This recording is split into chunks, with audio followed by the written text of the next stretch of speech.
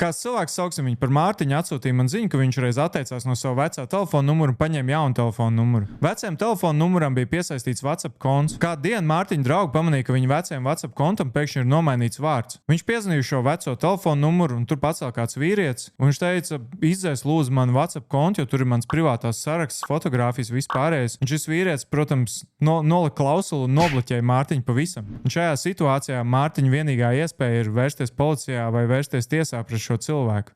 Lai tev tā negadītos, lūdzu, ieslēdz PIN kodu savam WhatsApp kontam. To var izdarīt, ieejot uzstādījumos, jeb settings, pēc tam izvēloties account un two-step verification un ievad tur savu PIN kodu. Es bieži lasu lekcijas uzņēmumiem par drošību un es mēdzu pajautāt uzņēmumu darbiniekiem, lai paceļ roku tie, kuriem ir ieslēgts šis PIN kods. Un man statistika rāda, ka tikai dažiem procentiem tas ir ieslēgts. Ja tev arī WhatsApp PIN kods nav ieslēgts, tad lūdzu aizej uz uzstādījumiem un nekavējoties ieslēdz to. Ir dažādi veidi, kā var uzlauzt tavu WhatsApp kontu. Viens ir, protams, ja tu pats atsakies no savu telefonu numuru un to saņem kāds jauns abonents, bet ir arī SIM-swap uzbrukums, kur krāpnieks var nozagt tavu numuru un piesaistīt to savai ierīcei. Tāpat arī ir uzbrukumi mobilajiem datiem. Ir dažādi veidi, kā var nozagt WhatsApp kontu. Pret gandrīz visiem šiem uzbrukumiem palīdzēs šis PIN kods, tāpēc ieslēdz to un es ceru, ka tu kaut ko iemācījies.